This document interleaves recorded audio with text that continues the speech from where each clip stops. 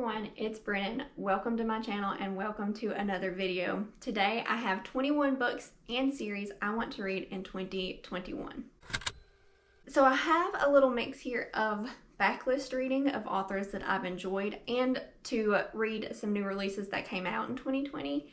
So without further ado, we will get started. I have quite a few Brandon Sanderson books to read. I've been reading his Stormlight Archives for the last couple years now, and I've read his Mistborn trilogy, but I believe that's all I've read of his books. So I want to read the continuation trilogy after the Mistborn trilogy. So this is the Alloy of Law trilogy, and this is set in the same universe as Mistborn, but it is in the future. Like, it is so much in the future now that they have guns and things like that, like new technology. I believe it's like loosely kind of set in as it's in like the 1920s. I could be totally wrong. Let me show you a couple of the covers though, because I think they look really fun. So Alloy of Law, the first one, Shadows of Self, the second one, I think it's the second one, and then Bands of Mourning. So I want to pick up this trilogy. I think I can, okay, these like mass market paperback books are like, they look small, but they can be pretty long. I think Bands of Mourning is pretty long. Oh, it's like 500 pages. Okay, so I don't think this series will be too much for me to get through. I don't want to come off overly ambitious. Plus, all of these books are just my physical books, and I do also a lot of Kindle and audiobook listening, but I really want to make an effort in the upcoming year to read more of my physical books. I have so many, so I would really like to get to Brandon Sanderson's, just more Brandon Sanderson in general. We'll go on to the next book I have. So I also own Brandon Sanderson's Skyward and Starsight. It's the Skyward. Will it be a trilogy? I'm not sure if it's going to be a trilogy or not. He's still writing these books, but these are more science fiction. We follow our main character. Her name's Spencer, and in this world that they're on, they have pilots who, I guess they drive spaceships. I'm not sure. Her dad was a famous pilot, but then something went wrong on a mission, and I don't know if he deserted everyone, but now Spencer kind of lives in the shame of her father, but she really wants to be a pilot. And there's space stuff that goes on, and I've heard it's awesome. So I would love to get to these books. And I think I read Brandon Sanderson's State of the Sanderson, and I believe it said that his third book in this series should come out in 2021, so I would love to be caught up by the time that happens. Okay, last Sanderson book I have Warbreaker, which right now is a standalone. I've heard it might get a second book, but as of right now, this is a standalone. I'm not sure a lot about this. I think it follows sisters. Okay, one, let's talk about the beautiful cover. I have this as a hardcover, which I'm really excited about. I think this follows sisters, and one has always been kind of brought up to marry royalty and rule, and then the other has just kind of been pushed to the wayside, but then they end up flipping roles. I think I'm describing this book. I hope I don't have like another book in my head. I suppose I could have read these synopses, but we'll just go with this, and maybe at the end of the year I'll react to this video and see if what I thought the books were going to be about was what they were actually about, and if I actually read them. Okay, we're going to continue with the fantasy. I have Kingdom of Ash. I'm so embarrassed to hold this up. I finished Tower of Dawn, which is the 6th book. I get so confused on if this book has 7 or 8 books. I think it has 7 plus the book of short stories. Nonetheless, this is the last book in the series.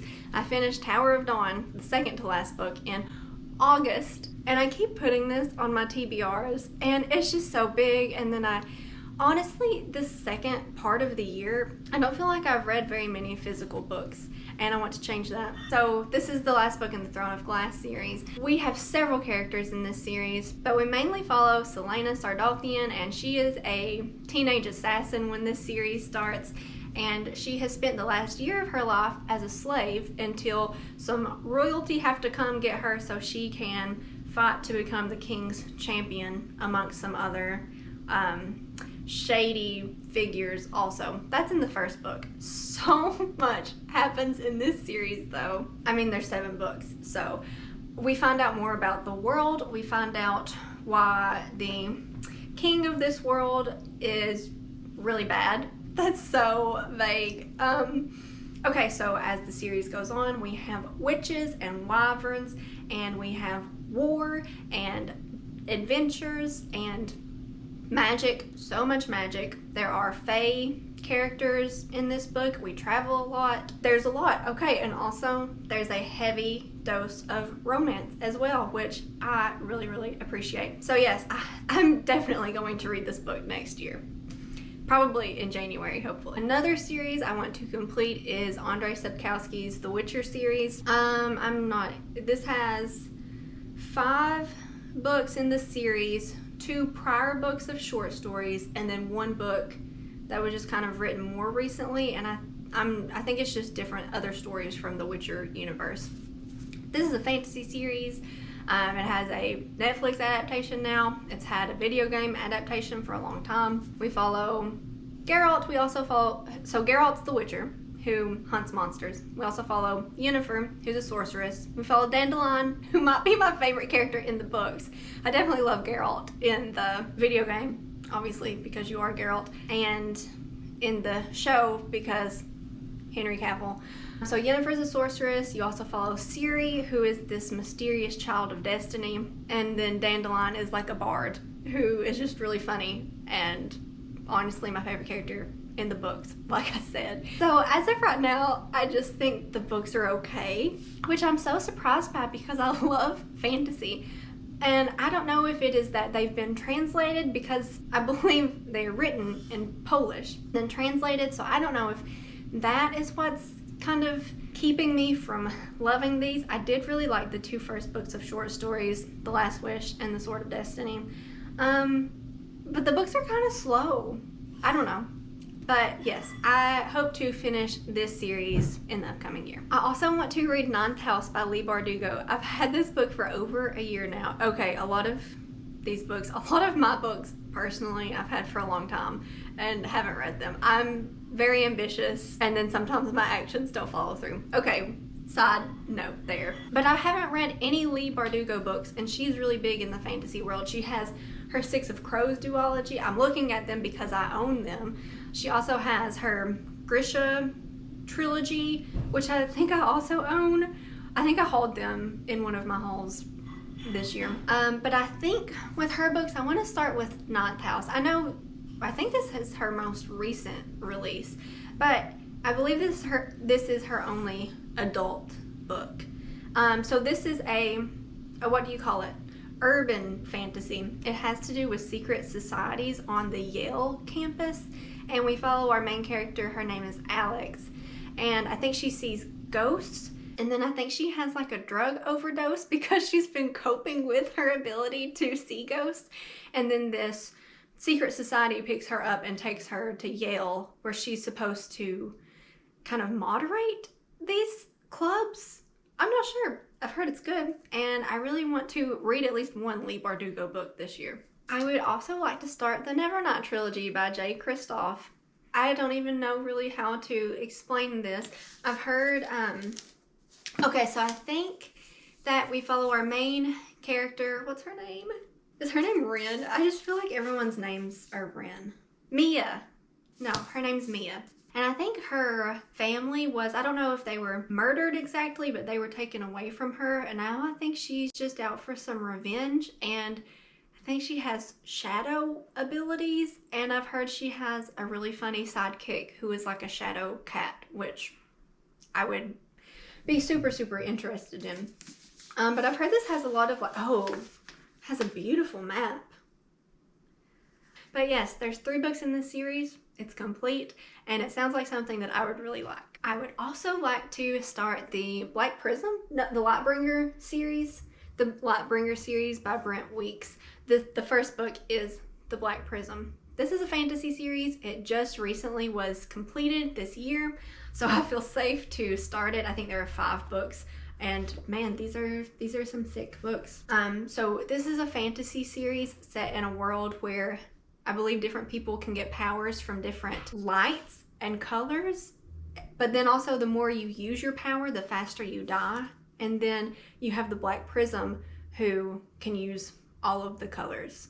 And I think there's a lot of war, and there's different points of view, and it sounds really good. I also want to read these beautiful Avatar: The Last Airbender books. This is The Rise of Kyoshi and The Shadow of Kyoshi. And if you're familiar with Avatar, Kyoshi is one of the past avatars, and she has a reputation for being like the more brutal and ruthless of the avatars.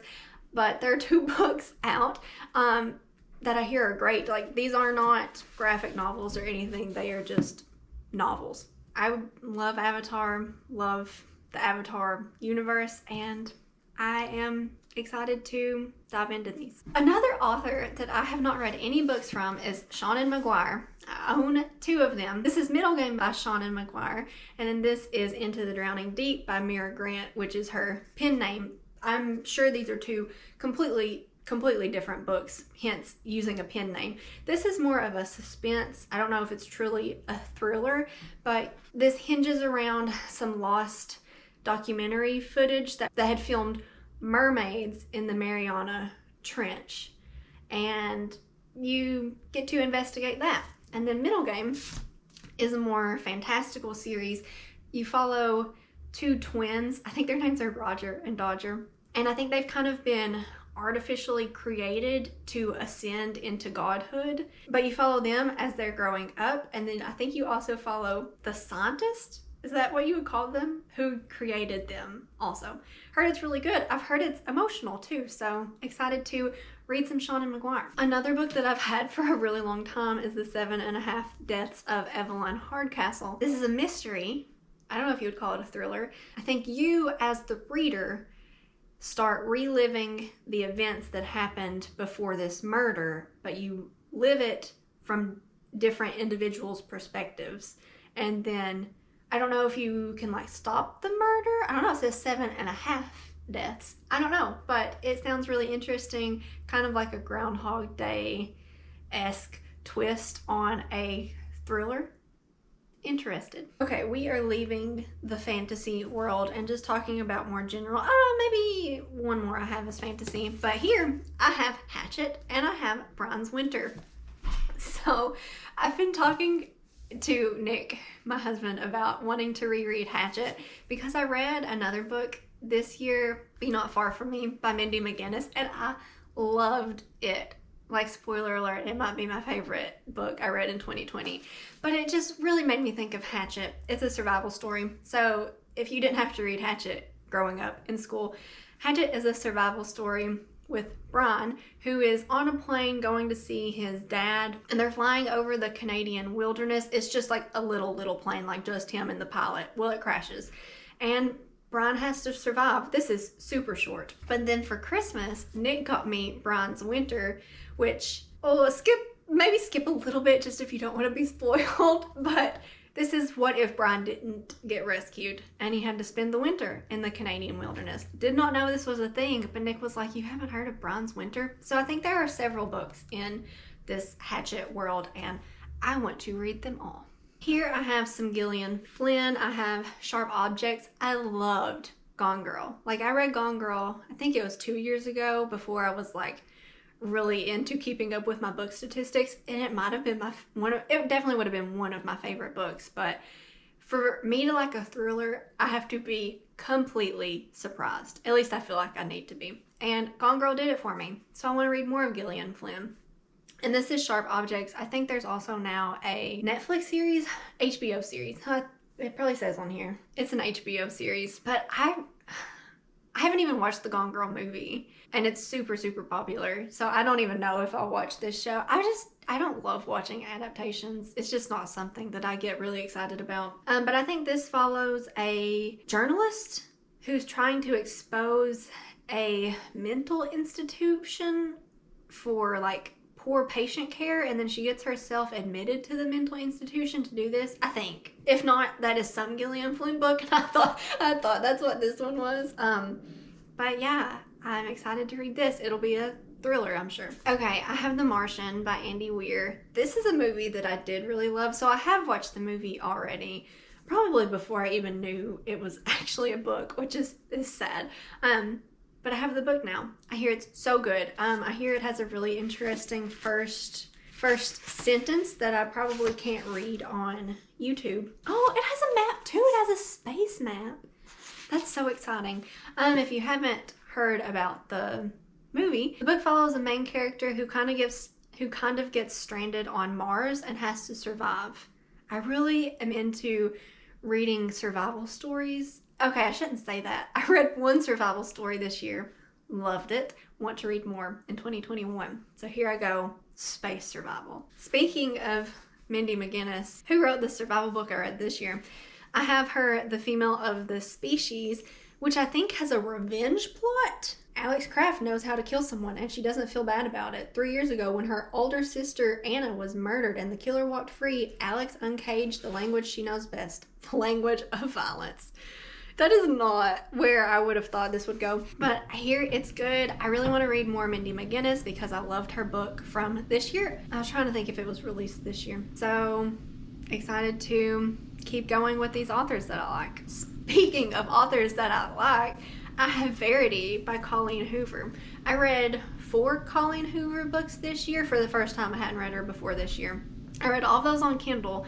This is the only Colleen Hoover book I have that I actually own a physical copy of, and it definitely has a romance aspect to it, I believe, but I think it has more of a thriller plot. So we have an author who is now going to ghostwrite for this other author who's had like a stroke or something and she can't write anymore, and then she goes to live in the house with this author and her husband, and I think she develops a relationship with the husband, but the house is really creepy.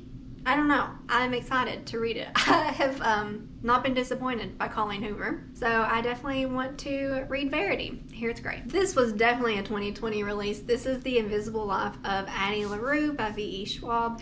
This follows Addie LaRue, who several hundred years ago made a deal with the devil to, I think she was trying to escape an arranged marriage, and to do that, she made a deal with, I guess it's the devil, and she gets to live forever now, however she wants. But the thing is that no one can remember her. She cannot leave any kind of marks on society. If she writes or draws something, I think it disappears. And when she talks to someone, if she like turns away, they like don't remember her. And then in present day, she meets someone who can remember her, and we go from there. I hear this is really emotional, but the plot sounds so incredible. I'm excited to read it. I also really want to read Wilder Girls by Rory Power. This was one of Books and Lala's favorite books of 2019, I think, and it sounds so up my alley. It's like a survival apocalyptic story with these girls. Maybe they're at like a boarding school, I'm not sure, and then a plague breaks out. Here it has Lord of the Flies vibes, which I actually haven't read, but I love the cover of it so much, and it sounds like something that I would just love. This is another book that I have just owned for way too long, and this is Where the Crawdads Sing by Delia Owens. This is a mystery book. It might have more like courtroom thriller vibes. I'm not sure. It's set in North Carolina. I do know that. And there's like a swamp girl. That's my term. I'm not sure. She's been this hermit in this swamp in North Carolina.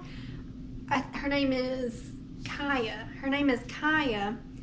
And in the inside flap, it calls her Marsh Girl, so I wasn't far off. But I think maybe they think she murdered someone, and then there's like I'm not sure. I think there's also some romance. I'm surprised that I don't know more about this book because, like, holding it up, you've probably seen this cover because it has been everywhere the last couple years. And I haven't read it, and I own it, so now I need to read it. The last book I have to talk about is the only nonfiction I have on this list, and it is 1776 by David McCullough. I'm sorry. McCullough? I'm having such a hard time. McCullough? Please. I should just look this up on my own. How to say his last name. I don't know. For some reason, when I look at it, it just does not translate to verbal language for me. This is nonfiction. This is about the Revolutionary War in 1776. I'm sure it has a lot of prehistory of that and maybe some post-history. Oh, another map. I love a book with a good map in it. But this is nonfiction about the American Revolution, which is a time period that I really like and am interested in. So that's the only nonfiction book I have on here. And I wanted to wrap this video up with just some general musings of 2021. I mentioned Colleen Hoover. This year I will probably read any Colleen Hoover book that she releases. I also really want to read some of her backlist. I have Confess and Regretting You and something that has the word perfect in the title. I have all of those on Kindle, so I have them at my fingertips and I'm just waiting to read them. So I'm definitely going to read some more Colleen Hoover this year. I'm going to, I want to talk about someone else in particular. Oh, Penelope Douglas. I'm going to read whatever Penelope Douglas releases in 2021 and also some of her backlist. Her first series that she released, I think it's called Bully. I want to read it. What do I own? Birthday Girl. I have Birthday Girl at my fingertips. Haven't read it. I will probably read that very soon. It's like an age gap romance. Who else? Tessa Dare has a new book coming out in 2021. It's the fourth and final book in her Girl Meets Duke series, which is a historical romance series that I have really enjoyed. It's so funny. But those are some authors that I'm just really excited to see what they have coming out next year. And I hope to read lots and lots of books. I hope to read all of these books. I hope I'm not being too ambitious with this video. And then I want to react to it at the end of 2021 and see if I read all of them. I'm gonna go into the next year positive and I'm going to read all these books and it's going to be great. But thank you all so much for watching. Let me know some books that you want to read in the upcoming year. Give this video a thumbs up if you liked it. Subscribe if you haven't already, and I'll see you in my next one.